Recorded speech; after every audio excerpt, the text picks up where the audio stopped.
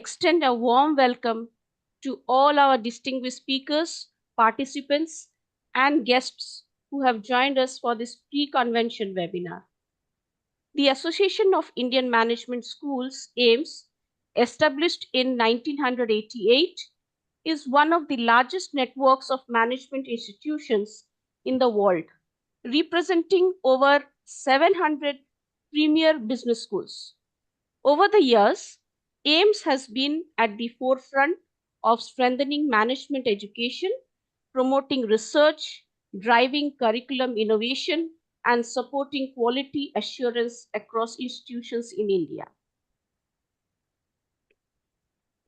As you all might be aware, the AIMS National Convention will be held from 11th to 13th December 2025. And this time, the eastern region of AIMS will have the privilege of hosting it at SUA University, Bhubaneswar. The central theme, Management Education, India at the rate 2047, Shaping the Future, resonates with the nation's aspirations as it prepares to mark a century of independence. This convention will serve as a dynamic platform, bringing together academicians, policymakers, industry leaders, and researchers to reimagine the landscape of management education with an emphasis on innovation, inclusivity, and global competitiveness. The 36th convention is structured around 10 vital sub-themes that will guide deliberations. The first sub-theme being nurturing entrepreneurial mindset, roles of business schools in creating an ecosystem for innovation, rethinking faculty research, prioritizing impact and excellence. The third being enhancing academic excellence through quality assurance and outcome assessment. The fourth sub-theme is internationalization of education, challenges and prospects for management institutions in India. The fifth is the future of management education, harnessing AI for innovation. Sixth one being mindful learning, promoting student engagement and well-being. The seventh one is transforming management education, the power of innovative pedagogy. The eighth sub-theme is shaping the future, talent development strategies for India at the rate 2047. The ninth sub-theme is mental health and wellness. And the 10th being NEP 2020 pathways for management education. As a prelude to the annual convention, AIMS has planned a series of knowledge sharing pre-convention webinars across the months of September and October 2025. This is for the first time AIMS is conducting such webinar series. Each session will focus on one of these 10 sub-themes hosted by different regional chapters of AIMS on a rotational basis. Today's session marks the first sub-theme deliberation focusing on enhancing academic excellence through quality assurance and outcome assessment. We are truly honored to have with us two very eminent speakers who bring with them a wealth of experience and knowledge to enrich today's deliberation on enhancing academic excellence through quality assurance and outcome assessment. Our first esteemed speaker is Mr. Debabrata Samaddar, Professor of Practice and Leadership Coach. Mr. Samaddar is a graduate in Mechanical Engineering from Jadavpur University and a postgraduate in Management from IBS Kolkata, with further specialized training from Cambridge University, UK, and Harvard University, USA. He has held senior leadership positions across ferrous, non-ferrous, and auto ancillary industries during a career spanning over 35 years. Currently, he is associated as a professor of practice with two leading business schools in India and is also a certified professional executive and life coach. deeply engaged in leadership training. It's really a privilege to have him with us today, sir. Our next distinguished speaker is Professor Subhanan Dey, Associate Dean at ICFI Business School, Kolkata. Professor Dey has been with IBS Kolkata for the past 6 years, teaching marketing management, retail management, product management, services marketing, and brand management. He was recognized with the Best Faculty Award at IBS Kolkata for the academic year 21-22. Prior to his academic journey, Professor Dey gained 11 years of corporate experience across retail, travel, and media industries. A very passionate researcher with several publications, including Scopus Index journals. Professor Dey holds a master's in science from University of Kolkata and a PGPRM from IISWBM. We warmly welcome Professor Dey.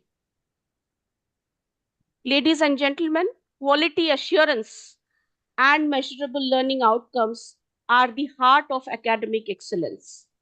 In the context of India's aspirations for Bikasit Bharat at the rate 2047, management education institutions play a crucial role in shaping competent, ethical, and future ready leaders.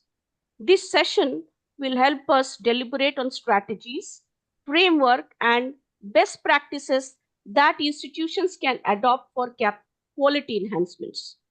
Before hearing to our resource persons, may I now request Professor Ramakanta Patra, the National President, Association of Indian Management Schools, AIMS, to please initiate this session. Professor Patra, sir. Thank you. Thank you, madam. Very good afternoon. Very good afternoon to all the respected speakers, faculty members, students, and all the delegates from various parts of the country. And I thank you, the Professor Ajay Pathak, for taking the initiative to build the CATE, means first webinar to host by West Bengal chapter. And thank you very much for taking the lead. And I will not take too much time because time is very limited. I will tell you something about the AIMS. As you all know, AIMS is a non-profit making only networking body in India who is having or representing around 700 members. And we are concerned about the holistic development and growth of the faculty and the students of the member institutions. And we organize and sponsor a lot of faculty development program, management development program, student development program, national conference, international conference, seminars, and industry programs for our member institutions. So, and this year, it is the privilege of Eastern region, AIMS Eastern region, to get their president, and it is the norm of this AIMS that whosoever becomes the president in his or her zone, the national convention used to take place. So this year, the AIMS National Convention is going to be held in Bhubaneswar, and venue is the SOA University, as Madam has already explained, 11 to 13th of December 2025. And this is a flagship program. And for this purpose, we have decided, considering all these aspects and ongoing trends and upheaval in the management education, we have decided the theme as Management Education India at the rate of 2047, Shaping the Future. And to give importance and more mileage to this theme, we have decided 10 sub-themes. This is not a very traditional or conventional sub-themes. Very methodically, we have decided these sub-themes so that, and pre-convention, we are dividing these sub-themes among the regions. Each region has almost got 2 webinars on sub-themes which have been given to them. So this time, Eastern region have got 3 sub-themes. So this is first something webinar is going to be held today, and next will be followed. Date has been already given, time has already been given. So I was expecting that some more participants in this webinar. But anyway, this is the beginning. So my request to all the faculty members will be that circulate maximum among your students and the faculty members, research scholars, so that they can participate in large number. So this is a matter of prestige issue for the eastern region as well as the challenge for all of us to prove this. And second thing, out of these sub-themes, we have already launched our conventional brochure, and you can find lot of competitions, lot of awards are there. So you can encourage your faculty members, students, and the research scholars. They can participate in these competitions, and the three levels the competitions are going to be conducted. First, it will be on chapter level, and after clearing the chapter level competition, then it will be going to regional level, and who will be scrutinized through the regional committees. They will be going to national level at Bhubaneswar during the convention. So this is totally on sub themes, and sorry, different themes have been given for the best teacher award, best case study award, management week award, the Ravi J. Mathai award. So lot of such awards are there. My request to all of you that please circulate among your students, faculty members, and motivate them, encourage them to participate. So this is all about aims. I am not going to take more time because we all are waiting to listen from our renowned speakers today. And only one thing I'd like to tell you before I conclude that the today's webinar topic is enhancing academic excellence through quality assurance and outcome assessments. I think all of you are aware that only last week or so, NBA has come out with the changed, revised format of accreditation. The format speaks about only outcome based learning. Okay, so previously we were having a lot of COs, POs, and these COs, POs are getting obsolete because lot of challenges are coming, and you all are aware that we are living in a transition, management education living in a transition. Why? Because domestically we were competing with each other. Now 16 foreign universities have started their campus in India. So now we have to compete with them also. So naturally, the quality has to be improved. Unless we develop, improve in terms of quality, then only one slogan, perish or perform. This is the slogan going to be in the 21st century. We have to perform because students want quality, industry wants quality, and we have to make a collaborative learning, tie up, industry visit, workshops, all these things. We need to be very careful, make a strategy so that we are in a position to manage our institutions by maintaining the quality parameters, quality standards. I am not going to take more time. Once again, thank you, the host chapter, Kolkata West Bengal chapter, and renowned speakers are there. Professor Samaddar and Professor Dey, both are very renowned in their respective fields. So I am sure that all of you will enjoy. And if you have any question, any query, there will be a session also allotted for this question answer. So you please uh, ask your questions and query. And second thing, we are having these 10 webinars on 10 themes. It is not limited to any region. It is pan-India. Anybody can participate because I was going through one western region. Ahmedabad chapter is organizing their webinar on 5th of this September. And they have hired two professors from IIM Ahmedabad as a resource person. So like this, it is going to very quality program we are going to organize. So once again, thank you very much. And I must thank our engineer Saroj Kumar Sahu, who is the mastermind for designing this webinar. So thank you once again. Thank you. Thank you very much. Thank you so much, sir. Now, may I request Mr. Debabrata Samaddar to please take over and continue with the session. Thank you, Dr. Pragyan. And thank you, Dr. Patra, for your insightful talk which you have given. After all, you are an academician, which I am not. So there's a lot of things to learn from you.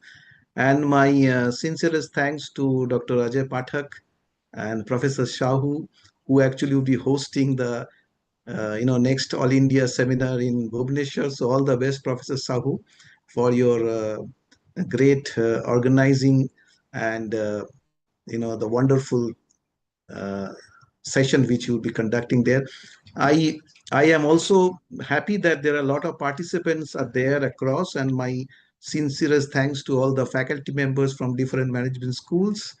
And also, I am not sure whether students are also there. AIMS also has a lot of student organizations there.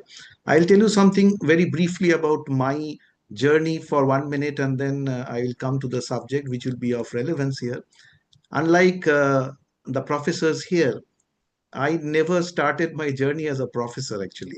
For 30 years, I worked in a company of Tata Group, and then I chose to be in academics post retirement, which happened a couple of years back. And now I am professor of practice in a couple of institutions in Kolkata, and also I'm guest lecturers for several other institutions across India. So I see this particular subject more from the point of an external, watcher or external viewer, where we see exactly that how this quality assurance really makes a mark in Indian education system, particularly in the higher education and management education. I give a small example to start with. Uh, what is quality assurance and why it is required or why it is not required at all? If you are producing quality all the time, then what is the requirement of assurance? So probably there is a doubt that the quality is not being produced all the time, and that's why the assurance is required. I give an example of a company, Toyota, automobile company, where we used to supply steel. And Toyota said that we don't maintain quality here.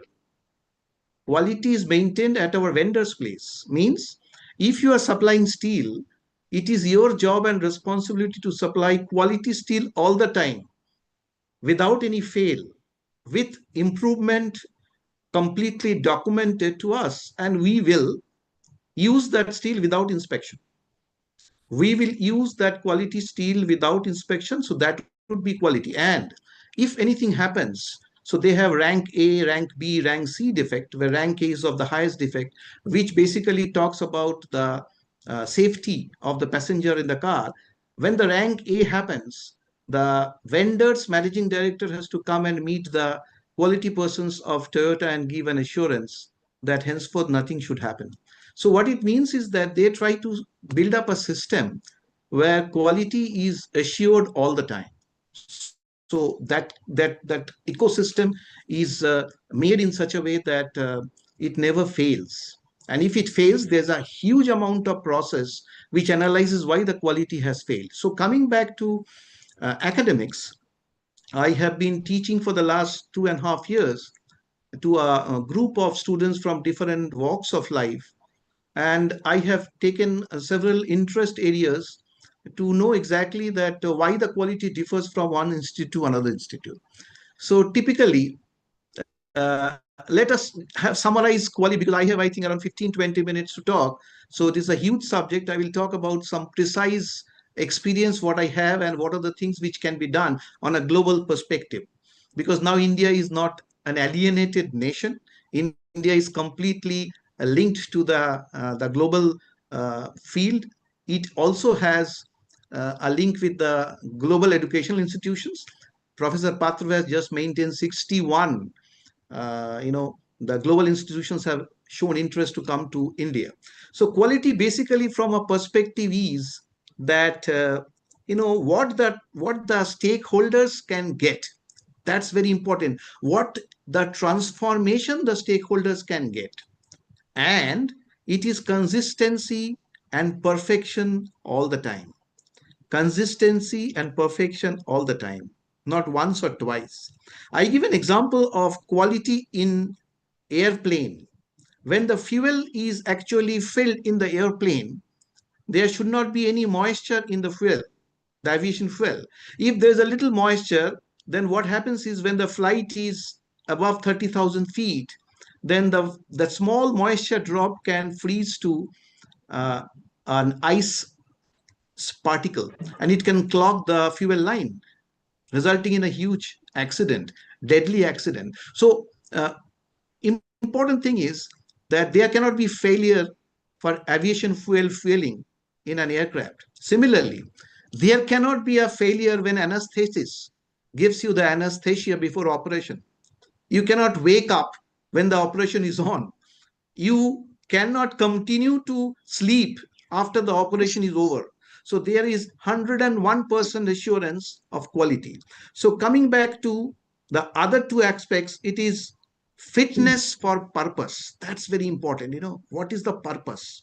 And value for money. It's at the end of the day, if you are paying quality at a high price, then it has no value at the end of the day.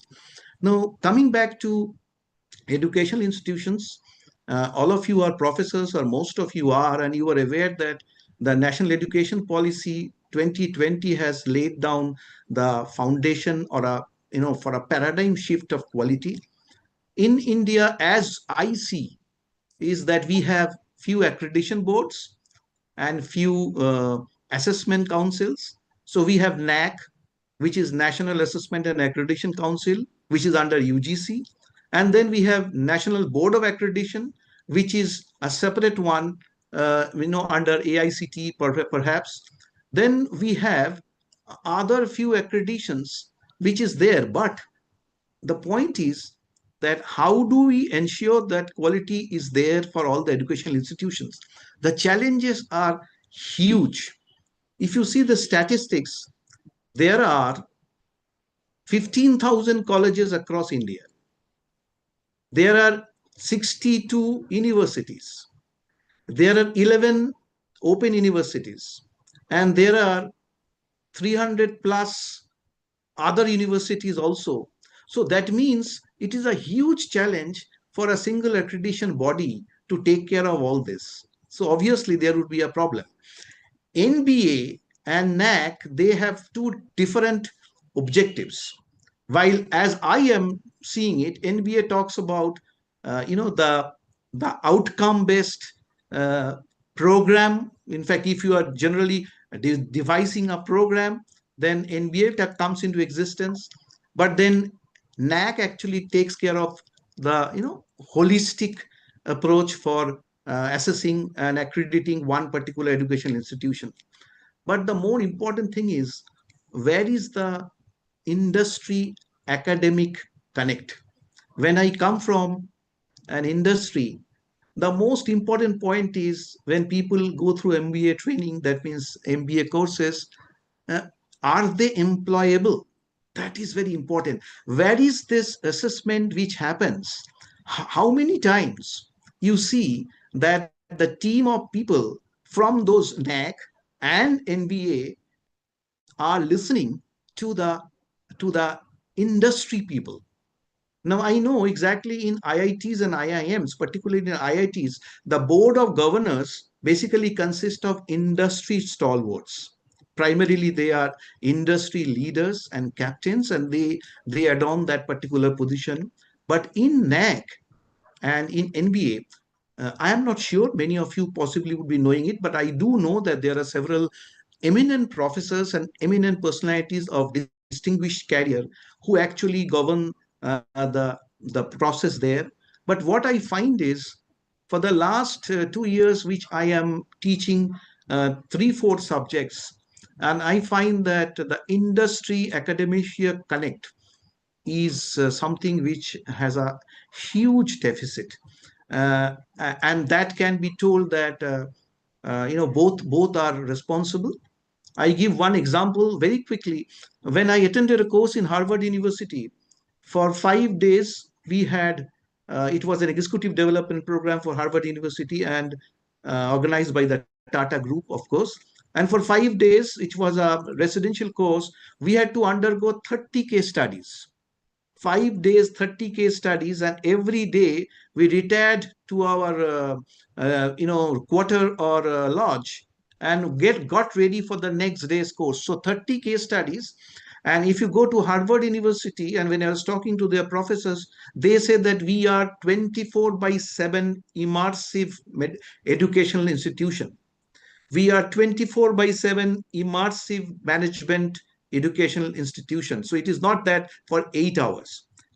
I was trying to, start this case studies in colleges, and I found that there is a huge amount of disinterest. And I use the word with responsibility from the part of the industry, not from the academics, that to share the data, to come out with a very, let's say, practical problem which can be dealt in deep cases by the professors of that particular subject matter, and they can develop a case study, as a result of which, if you don't see a very practical and very realistic case study, then obviously the quality suffers. So that is where the problem is. What are we trying to achieve is something which we have to know. I think Professor they will touch upon that subject of learning outcomes. So there are intended learning outcomes, there are expected learning outcomes, and there are actual or achieved learning outcomes. So there are three, four. So all these are very important to take home those feedback, and at the end of the day come back to the drawing board and see that what best can be done. There are 10 million students of higher education in India, and 5 lakh professors who are attached to these institutions. So you can understand that if the quality has to be assured, there has to be an overarching umbrella, an organization who can get into this nitty gritty there. So it is very important that this every degree which an institution, particularly the management institution, gives, it has a lot of value. It is not just simply a paper or simply an occasion where you get a degree. That particular person, whoever is passing out, should create a mark and should add value to the society, which means the industry.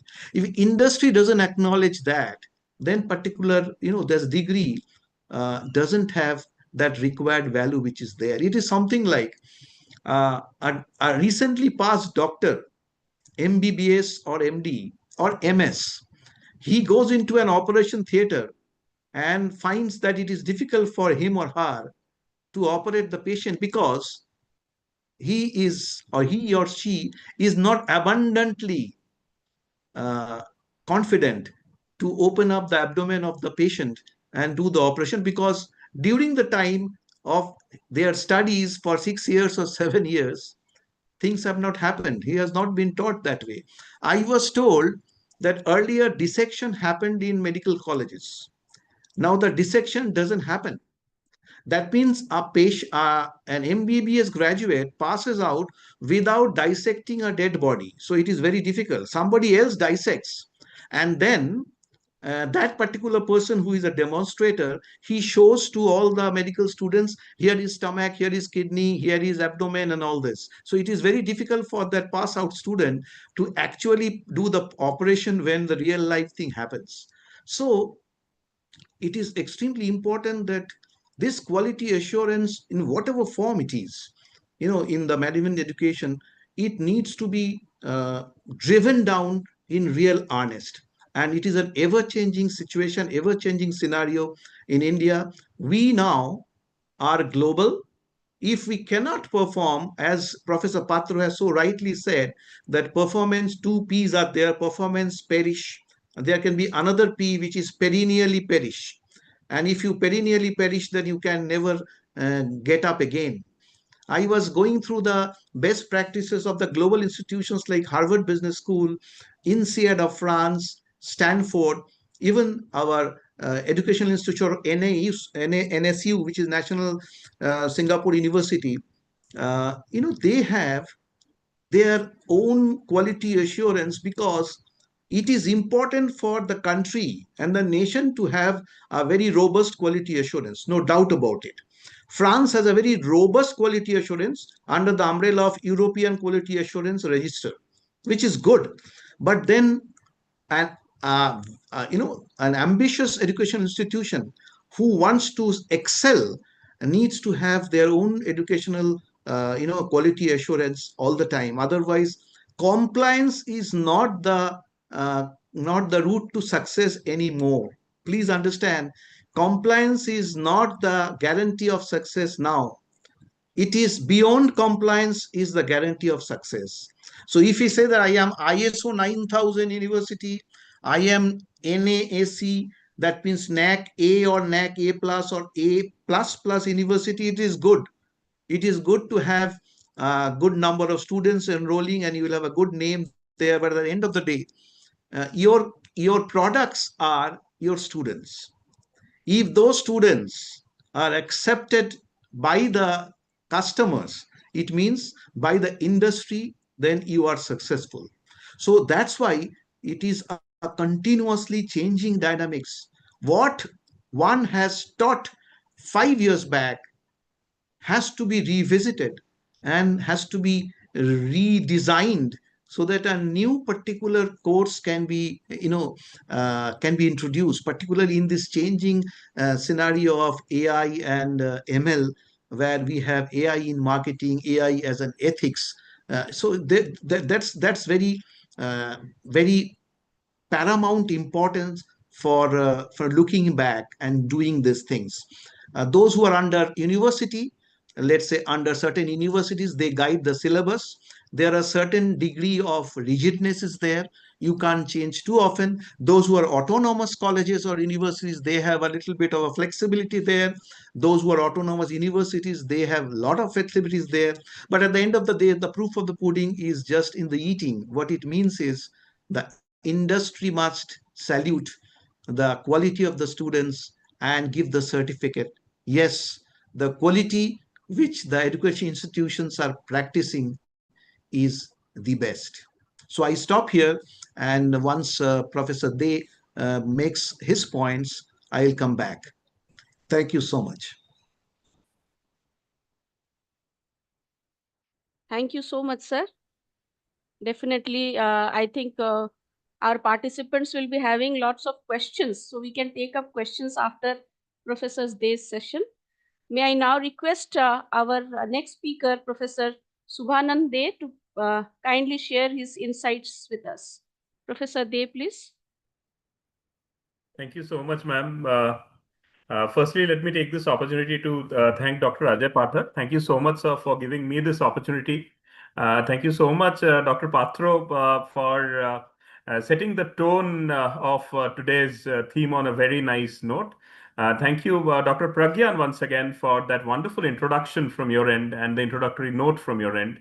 And as I've been listening to Professor Samaddar in the last few odd minutes, wherein he's covered a lot on the macro aspect of academic excellence, quality assurance, and outcome-based education. I'll take forward from where he actually left and try and bring in a separate aspect, both at the macro and at the micro level of the same. And having said so, I do have a deck prepared. So I don't know all of us are able to connect to this a little in a better fashion. So let me share my screen with all of you here. And as this goes, I'll have a quick introduction regarding the session, although, Professor Samaddar has been excellent in his deliberation in the last few odd minutes. Having said so, higher education today actually faces a lot of pressure from globalization, and with the technology and the employability needs in particular in place. So I think a lot has been spoken already. But yes, why the quality assurance matters. Number one, to ensure the consistency and the credibility of the academic programs that we run. So are we actually teaching the students what they need to learn in exact specifics? And if I may quote what the industry needs, are we actually creating industry-ready individuals from the management institutions in place, while also keeping the accrediting agencies and their requirements in particularly in question? And today's topic specifically talks about the role of outcome assessment and measures what the students can actually do after having the learning experience in place. So here, as a matter of fact, the teachers have a lot to do, or the faculty members have a lot to do.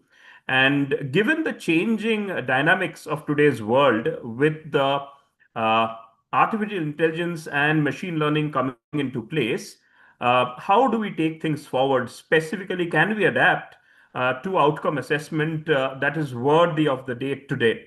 No more are the same practices which was going on maybe 5 years back, still in practice today. So changes in pedagogy, in curriculum, is definitely needed to skill up the ante in terms of employability in place. And therefore, if we are able to do that, possibly, it'll enable the institutions to identify the gaps and continuously improve in place. Now, having said so, I'll just refer to a quick paper. Now, this paper was from Banning in 2005. He came out with the same. Now, as a matter of fact, as faculty members, we possibly have that small lesson plan in place. And we talk about the traditional method of teaching, wherein the lesson plan is ready and the faculty members knows exactly what is going to be delivered across or is to be delivered across in that particular class through to the students. And therefore, the traditional approach, we go across to the classes and we teach across our students as per the plan. Now, what happens is that particular thing probably is getting questioned today. The way, we have been teaching in the classes are getting questioned today. And the answer to the same probably lies in the other two methodologies of teaching, or probably the pedagogical changes which might lead to the outcome based education, the topic of the day today. So, what are we talking about? We are talking about first about a Socratic method. Socrates never went to a class with a particular lesson plan or with a particular sheet of paper in hand. The only thing that he did was make the question, make a question to the particular kind of student in place, and let the student mull over and think over that particular question and answer. And Socrates never actually came out with his answers in place.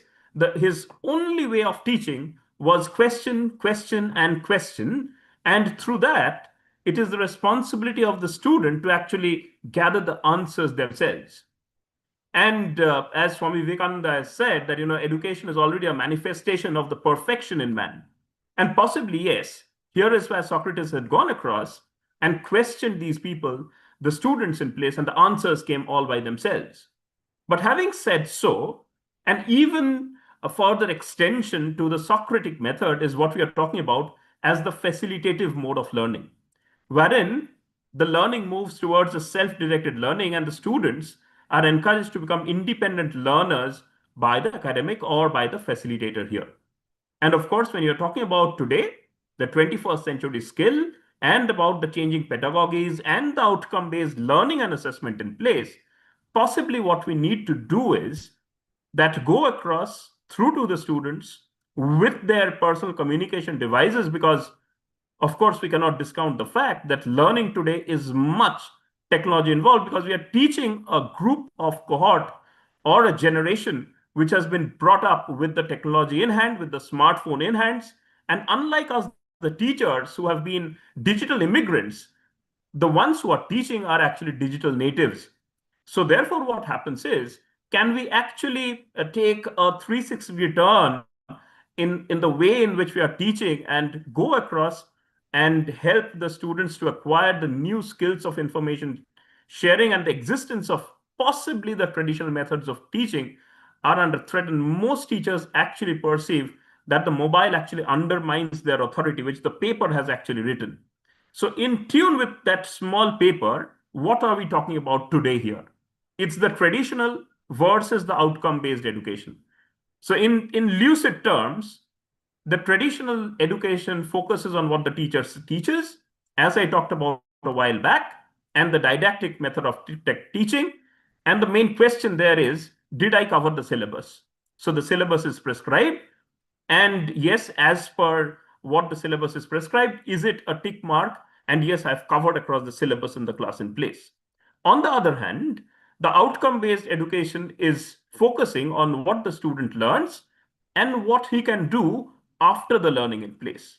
So again, in lucid terms, the main question here is, what are the skills and the abilities will students leave with? So that is what we are answering, or we are trying to answer today.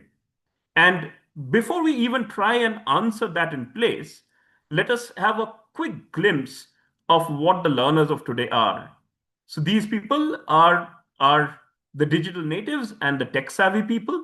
We are talking about them being pragmatic and realistic in nature.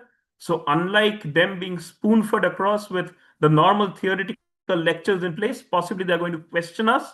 And there's a lot of room for information, and there's no information asymmetry at all, given the fact that all the generative AI kind of stuff is available to them, as well as the Google is available to them. So therefore, they're of course realistic in their expectations as to what they are expecting in place. They're socially conscious and they're inclusive, entrepreneurial and independent. And a study by AC Nielsen actually suggests that this cohort that we are teaching now is actually going to be multitaskers in place, and maybe many of them, while they are being job seekers, there are a lot many of them who would be job givers as well. So it is our responsibility at the end of the day to create that skill within themselves so that they also get into a job giving role if they actually seek to do in due course of time. We are talking about a collaborative as well as an individualistic kind of a teaching. So might seem like a kind of an oxymoron, but all said and done, yes, these people would love to collaborate with people. They love working in teams, and therefore possibly a peer-to-peer learning is what they expect. And even when they go across to the corporate world, I think Professor Samaddar was mentioning at that point of time that yes, are they actually gaining the skills which the industry needs? And yes, the industry definitely needs collaborative work, but at the same point of time, they also need across an individual kind of a brilliance out there, because we expect some leaders to be fascinatingly come out while they do across the collaborative job as well. Yes, they do value authenticity and transparency, and they do keep a global perspective in place. I leave across here with a small food for thought, which is the generation that we are talking about here. Let's quickly look at this small video.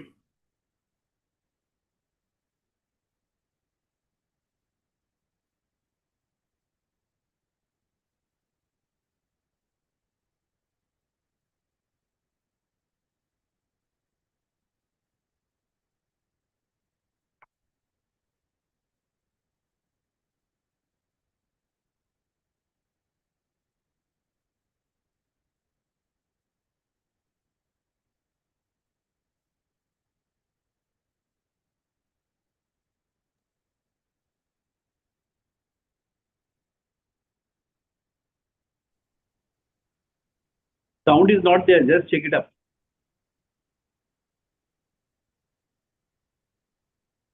Sir, I'll quickly check. Just a minute. Yeah. Just you show that. Yeah. Sound is not coming.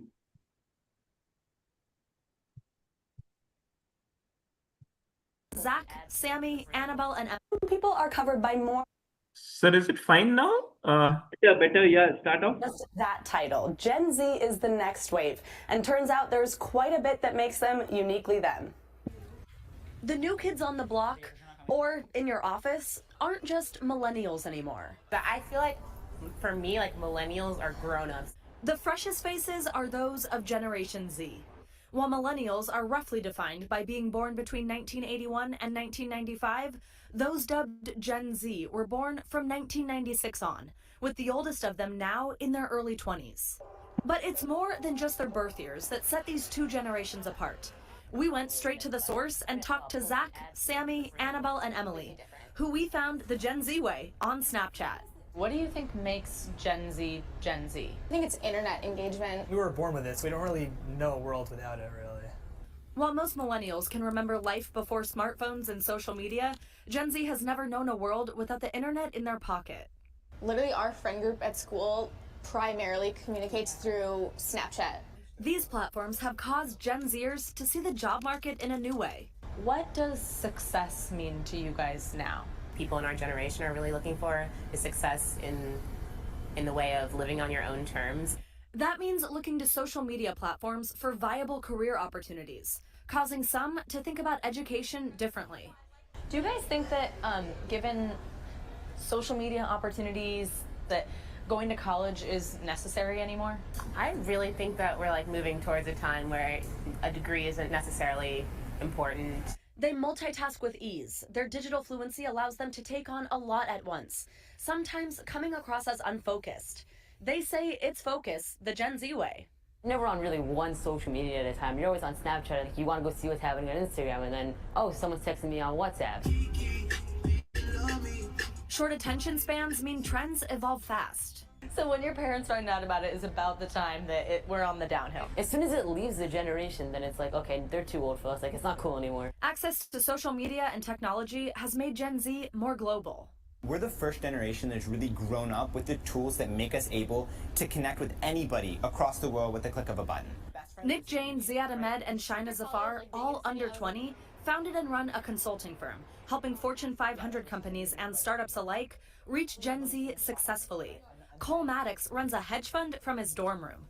They want you to know they're ready for a seat at the table, especially since Gen Z is now the largest percentage of the population at over 25% and represents up to $143 billion in buying power. We're positioned, right, to overtake millennials as the largest generation by the end of 2019. But if you don't start working with us now, and you're gonna miss the boat. And don't underestimate what else they're up to on their phones. So give me a short answer to older people saying to you guys, you're just always on your phone. You have no idea what I'm doing. We're not just sitting on our phone ignoring the world around us. We're sitting on the phone interacting with hundreds of people. This generation wants you to know just because they care about followers doesn't mean they don't care about friendships, and doesn't mean they're disconnected from what happens in the world. We as a generation, we're so diverse. We're also the most inclusive generation. Like, we know as a generation what we want to see in our leaders. Young people have always been standing up for things, always been disrupting the status quo, always been rewriting trends. But what's unique about our generation is that the tools that we have access to allow for these disruptions to become mainstream. So yes, if you would have looked at the video out there very, very carefully, so it was talked about that, they are multitasking in place. At the same point of time, you do not have any idea as to what we are doing. So we are multitasking in place. So what we are trying to do is, in terms of the academic quality, can we look at a curriculum design and relevance, which is more attuned towards Gen Z in place? Can we look towards a different kind of a teaching learning practice and an assessment and an evaluation method, which is in line to deliver across to Gen Z in place? Of course, research and innovation, because without which, we cannot possibly create across the kind of content which they would be requiring. And of course, last but no way the least, the students' support and progression in due course of time. And having said so, with the last slide in place, a small model out here, which is very, very pertinent again, with what Professor Samaddar was already speaking about a while back. So here, when we are talking about the KS and the A model, so here the knowledge, which is about the imparting of the basic theories and the information, the facts and figures, which is absolutely out there. So is it just the knowledge which is important? Or, as the KSA model suggests, a lot of it into the skills part of it. And while we talk about the skills part of it, it is about the hard skills and the soft skills taken together. While yes, in the four walls of the classroom, it is absolutely fine that we go across with a kind of a theoretical lecture, but can we just also take a step forward and teach them how do they go across developing their personalities in place? How do they possibly develop the softer skills in which possibly a body language, a better body language, a better kind of an answer of how to deal across with peers, possibly how do we answer, when your colleague asks for something, or possibly a pressure situation when your boss has given you a very, very kind of a stress deadline and you're possibly going to miss it in place. So I think a lot was talked about when Professor Samaddar was speaking, and he spoke about the case-based learnings in place, which of course are practical examples, are kind of the blend of the storytelling in place, which is very, very much necessary for our students in place. And can we ensure that yes, although they might not be liking a longish kind of case study in place, can we ensure, as a matter of fact, that with the short kind of case studies, can we put them can we put that there in place, and can we make them come out reading it, maybe beyond the classroom, and can we just put across some kind of an analytical questions while they're in the class, and maybe develop some kind of a thought process within them, which we are talking about as the kind of the higher order thinking skills in place. So therefore, that's the big thing in terms of the skills that they're gaining, possibly both the harder skills, which is the kind of knowledge which the industry body would be requiring. And while, as management colleges, we all aim to place across our students in the corporate world, are we delivering across the correct kind of methodology for the hard skills?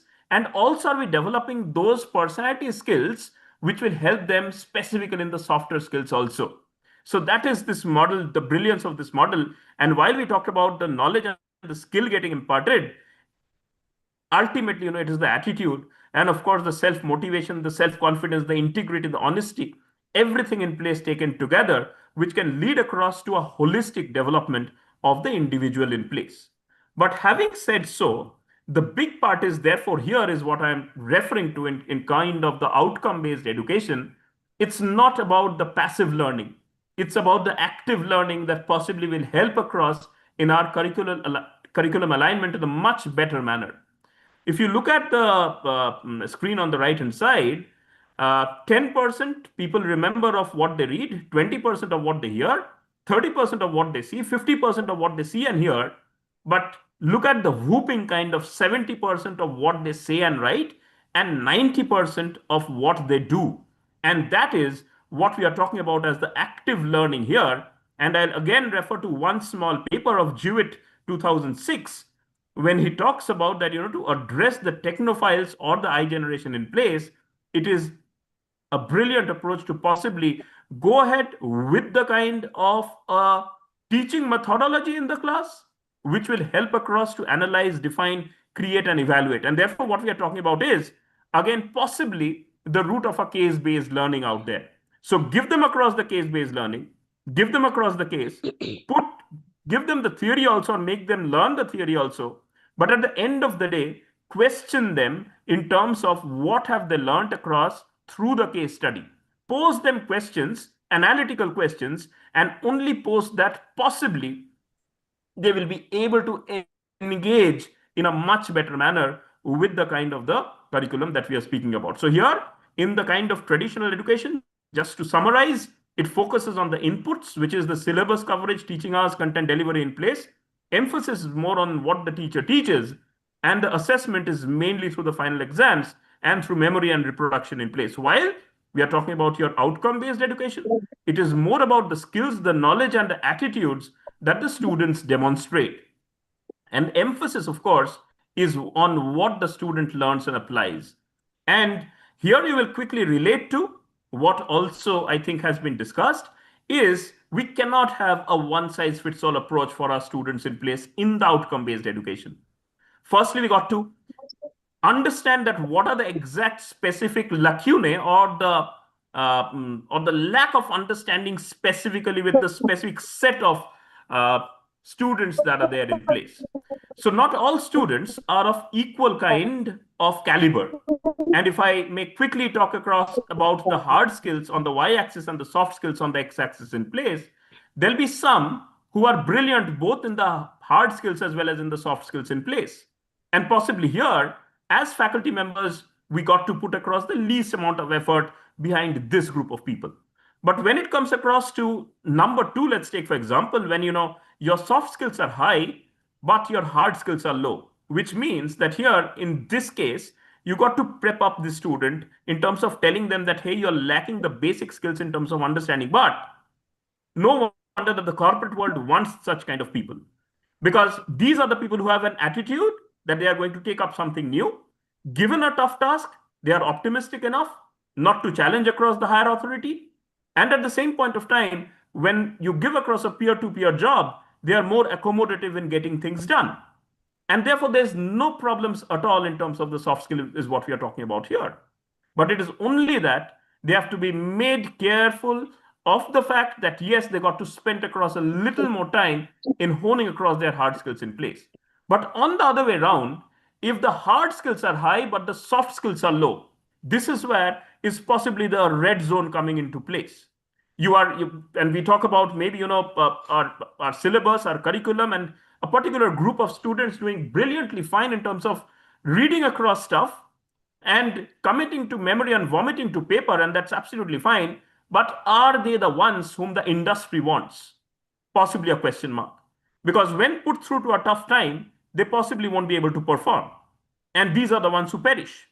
So therefore, as faculty members, of course, it is a greater task for us to understand this kind of a group of people, specifically group 3, which is, we got to impart the softer skills to them so that at the end of the day, their outcome becomes much better. Of course, last but no way the least, zone number 4, which is, of course, a red zone for us, and our task of teaching to this group of students is absolutely, absolutely most important. We got to spend across possibly the most amount of time behind these students in place, wherein their hard skills and soft skills are low, and therefore we got to inculcate and imbibe both in them in a proper manner. Having talked about that, therefore, and again, in terms of the employability, which is after teaching them across, are they good enough to gain across an employability in place? So what are we talking about here? We are talking about the business skills as well as we are talking about the technical skills in place. So therefore, the critical thinking, cognitive flexibility, the adaptive thinking ability, the complex problem solving skills, the qualitative skills, the communication skills, all these things actually are required. And we got to frame across some kind of assessments so that these skills also get a proper kind of an outlet in place. And we are able to assess that, yes, students are doing fine on these aspects. And at the same point of time, the technical skills too, in terms of maybe, this paper of Industry 4.0 by Aminul Islam talks about maybe, the programming skills, the quantitative skills, the DI, the DV, and the virtual collaboration skills in place. So all taken together, some kind of an assessments in place, like real world problem, which can be sourced directly from the industry. And we talk about like our college in place, wherein we have a lot of impetus on the live projects, on mini projects, specifically SIPs or the summer internship projects in place. And through a 14-week kind of a program, they go across rigorously to the corporate world and try and understand, work on particular problems, try and understand how the industry gels across with the academia in place. So at that point of time, possibly the bridge between the academia and the industry gets built up. But again, question mark remains as to whether all have imbibed in a correct manner. So therefore, a lot of impetus has to be put across on the projects, on the job learnings in place, so that at the end of the day, the problem solving, the critical thinking skills come out fine, the domain knowledge is improved, the technical fluency works out fine, and we are able to improve, of course, the teamwork, the project management, and the communication, because those are the specific requirements which the corporate world demands. And we build across an industry exposure and the portfolio for their particular interviews also in place. So I think I'll stop there, as a matter of fact, with these small thoughts in place, because at the end of the day, if you are able to assess our students on these particular pertinent pointers, I think they should be fair enough in terms of the outcome-based education and assessment that we are particularly talking about. So thank you so much, everyone, for giving me a patient listening. And I'll revert back to Dr. Pragyan again, and I'll be most happy to take in the questions, if any, from the audience. Thanks a lot, sir. It was really very resourceful. Now we can invite some questions from our participants. There is one question from Pooja Sahu. Pooja Sahu, if you can unmute yourself and ask the question.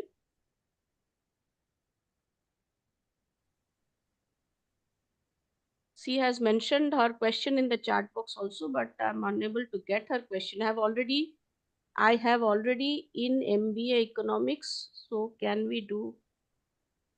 So actually, I'm unable to understand her question. Thank you, ma'am. Can you hear me? Yes, please. Ma'am, my question is, currently now I am pursuing MA Economics in Utkal University. How at the present time, on current time, how can I improve my quality now, so that after finishing my MA Economics, so I can join some industry or get earnings?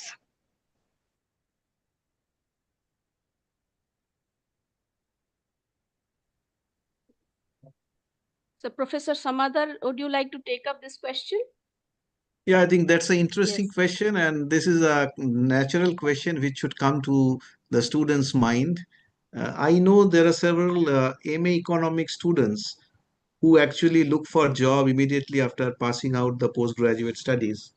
And there are certain universities and institutions who do offer placement service also. One of them is Yadav University, and I know few of my relatives also who got jobs and placed in big five consultancy companies. So it all depends on what actually the college actually where Miss Pooja is coming from. Do they have any the placement services? Because some of the colleges do tie up with some place some organizations. If they don't have, then obviously there are chances that somebody has to fend for themselves, so they have to be, as we discussed in the last 15 minutes or so, that how employable one is.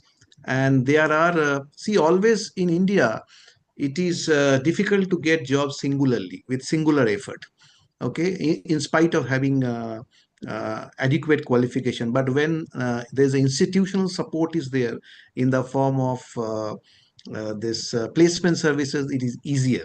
I have seen that, and I'm still seeing now that institutional support is very much required.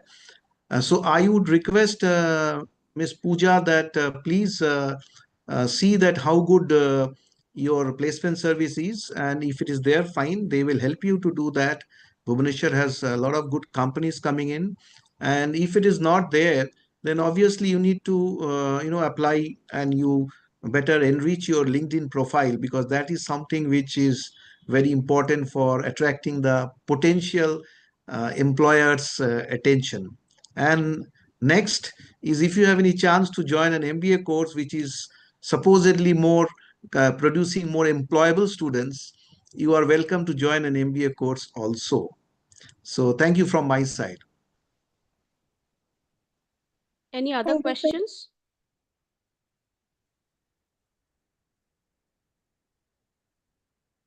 I think there is no such questions from our participants. Sir, can I take this opportunity to ask the last question before? Madam, before Yes. you him, I am having a question. Actually, let me introduce myself. I am actually working as the Dean Placement in Srushti Academy of Management, and also now look after the UG programs of our institute. That's a new vertical. So when we talk of the quality assurance and outcome-based education, although we have seen that there are multiple accreditation bodies for assessment of quality of educational institutions, hardly there is any assessment of the course outcomes that the institutions are having for their different courses in relation to the curriculum that is framed. So how that can be more scientifically made in terms of making the quality assessment run through in the system itself, in the institution level itself, so that before we face the accreditation, we also conduct our internal quality assurance through our acquire sale or whatever mechanism. So this is a question to Professor Dey particularly. Sure, sir. I think a wonderful question. Thank you for making my life a lot easier because, for the paucity of time, I couldn't actually share a lot of things. But since your question came up, I thought it fit that, to share one small thing out here. I hope my screen is visible to you. Yes, yes. Yeah, so when we are talking about at the first place a learning outcome, so this is a teacher-centric part, and this is of course under specifically, what a teacher can do by himself or herself, or the faculty member can definitely do that at the micro level in place. So let's take for example, and since I'm a professor in marketing, so I would just like to take an example from marketing itself. So therefore, when we are talking about learning outcome in terms of one particular session, let's take for example a consumer buying behavior. So by the end of the session, the students should be able to analyze the consumer behavior using the SOR or the stimulus organism response model in place.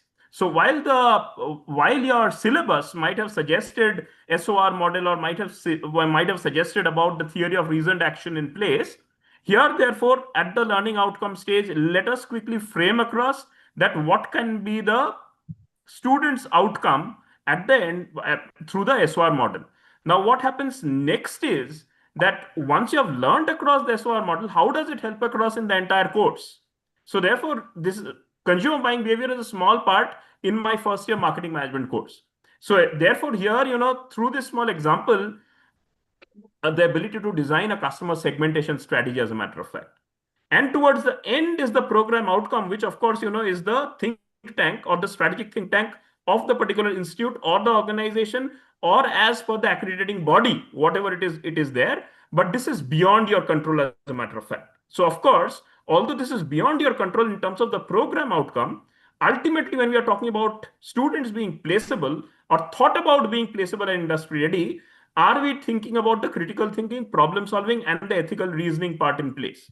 So during our assessment at the end of maybe the course, like for example, we are having a kind of maybe a formative and a kind of a summative examination in place. So during the summative exam itself, instead of giving a rote learning kind of a theoretical question in place, or talking about define what consumer behavior is, can we give them a small kind of a structured kind of project wherein they go across to the for a day to any kind of a consumer, ask them some particular questions in place, and through their kind of going across to the industry or to the consumers in place, can we design across an assessment and ask them to come out in the class with what their essential findings are? And only then possibly the learning outcomes would be in tune with the course outcomes, and finally the program outcomes would also be there in a perfect manner. Means basically redesigning the examination system, examination. Absolutely, sir. So that's why many times we are criticized in India, our examination pattern is wrong. So probably this your presentation indicates to that. Absolutely. Dr. Pragya, you can go ahead with your question. Yes. Actually, the answer of your question also has addressed my question's answer.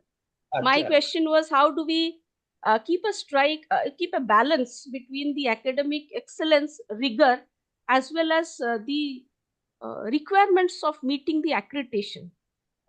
All those documentations that is required for the accreditation process, as Samaddar sir was telling that we need to go beyond the compliance. So how can an institute strike a balance between maintaining the academic rigor as well as meeting the accreditation requirements? That was my question. Good. I think your question was very pertinent and it adds a lot of insights to Dr. Gangadhar's question.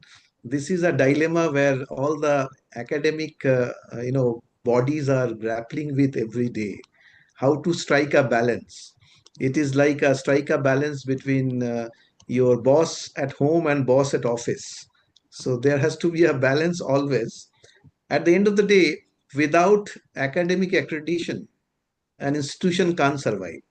So it has to, under any circumstances, accept the fact that it is born out of India, so it has to go for a NAC A or a NAC A plus and NBA certification or AICTE. That's must. But at the end of the day, if the alumni, the group who are passing out, they are eyes and ears of the institution. So you can, Harvard Business School has a very strong global alumni. So they actually keep close touch with them and find out what is the burning demand from the industry. So what is that? And they actually produce leaders. They don't produce only the job seekers. So here what is important is that the alumni which is produced by the circle, produced by your institute or any other institute like yours, they also need to be your ambassadors. So they will tell you exactly, Professor, you please add this curricula, etc. But there is always a boundary line, which I have understood after teaching for the last 2 years. If you are under university curricula, you do not have much of the freedom to play with. You can do, at the end of the day, the questions are set by finally the university at the end of the day. So you have to perform well. But then when somebody goes beyond that and becomes an autonomous institution, then a lot of freedom is there. But Professor Dey has very eloquently brought out that subject, that at the end of the day, there is always a scope where you can introduce some value added uh, courses along with the laid down syllabus, where the person who actually is getting taught, his eyes and ears are grounded, so he knows exactly the things are. So that's something which I thought may add some value to your thoughts. Thank you. Thank you, sir. Thank you, Professor Subhanan and Mr. Samaddar. Now, I request Professor Ajay Pathak, Director, ICFI Business School, Kolkata, and Chairman, West Bengal Chapter, to please propose the vote of thanks. But before proposing the vote of thanks, I request sir to precisely tell his own viewpoints and the key takeaways from this webinar. Professor Pathak, please. Thank you, Dr. Pragyan. I was listening to both the speakers. I can call Mr. Samaddar as Professor Samaddar. Now he's Professor of Practice. And my colleague Subhanan Dey. It has been an excellent talk. In fact, I really enjoyed it, and I noted down several points for my future talk also, because I keep on learning from the speakers.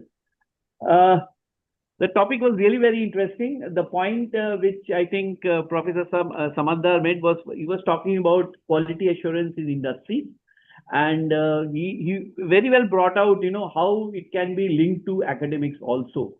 And this was a very crucial point. And he talked about Toyota, the way they handle quality assurance, and he talked about also as to it should be there at the vendor's level. The steel supply has to be of a good quality. And he also said that this quality differs from one business school or one institution to another institution. Why is it so? This was very well thought out. And fitness with a purpose, he also mentioned, which Dr. Patro also mentioned. And one thing which we mentioned and which we are very close to that is case studies. He mentioned that case studies are very important input for the students. And students want to learn from, from these stories. Case studies are basically situational cases whereby the students need to discuss and get a first hand on the what is happening in the industry. Professor Subhanan also, I liked all this Socrates talk, when he used to ask questions. In fact, my class is also part of Socrates, because I keep on asking questions and giving them a lot of thoughts about how to answer these specific questions. And questions, and the students keep on giving me answers.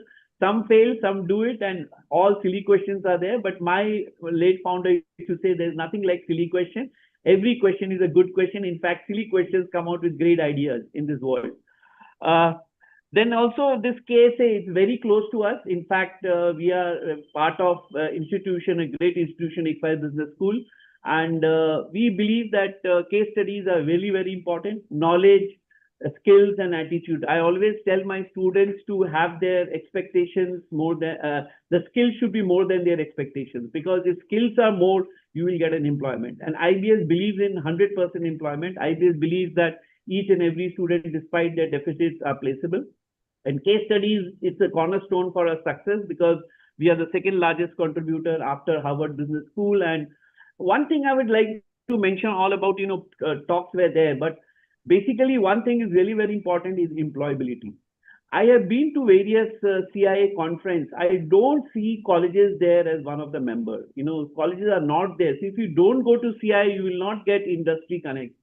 Industry networking happens there. And we have been doing that for several years. I can tell you surely that this is very, very important. And point which was raised by Dr. Gangadhar was, about employability, ensuring compliance and everything. And how do you go ahead? See, we have designed assessment for each and every student. After the exam, we see to it that the students meet the requirements of the company. So you have to know the company's profile, company's requirement, and match it up with the students' profile. And we do a lot of just-in-time sessions whereby we tell the students what are the expected questions, and we prepare them for the companies which are coming. So what colleges can do, they can prepare this, and it's it's easily available. Tell your chat GPT to prepare these questions, and they will do that. Now things have become very, very simple. You can modify the questions according to your specialization and all. And really it will help in employability. Employability is something which each and every college, each and every MBA institute should do. And we have been doing that, taking 4,500 students in our 9 campus, and we do it regularly. So employability is very, very crucial. For that, you have to connect with the industry. This will not happen in a day. This will not happen in 3 months. You will have to take years. We have been there for more than 2 decades, and more than 1,000 companies visit us. We have 5 practicing manager sessions after every subject. So here you have to understand, industry has to be brought into academia. This is very, very crucial. And this is a point which one must remember, that unless you bring industry, the students will not get employment, and students, if they don't get employment, they will not be able to increase our GDP. So I always relate it to growth and see to it that the students get a good job. And we have been doing that for several years. So I thank you. I thank the speakers, Professor Samaddar, Professor Subhanan Dey, and thank you, Dr. Pragyan and Dr. Patro, and all those who have raised certain queries. And it was very, very interesting session, and I really liked it. I hope the session is recorded so that we can get a copy of that in future. Thank you. Wish you all the best. Special thanks to Professor Ajay Pathak. Sir, thank you so much for summarizing the entire session. Thank you, Professor Patra. Thank you, Mr. Saroj Sahu, the RVP of Eastern Region. Thank you so much. It is for the information of all the participants who have joined here today that the next webinar is scheduled on Friday, that is September 5th at 11 a.m. The AIMS Western Region Gujarat chapter is hosting the webinar, and Dr. Subodip Roy, Professor of IIM Ahmedabad, will be addressing on AI academic research, opportunities, tools, and ethics. Redefining research in the age of artificial intelligence. So all our participants can share this link to their research scholars as well as other friends and acquaintances, so that they get benefit out of this webinar series. Thank you so much. Yes. Timing is same 3 p.m.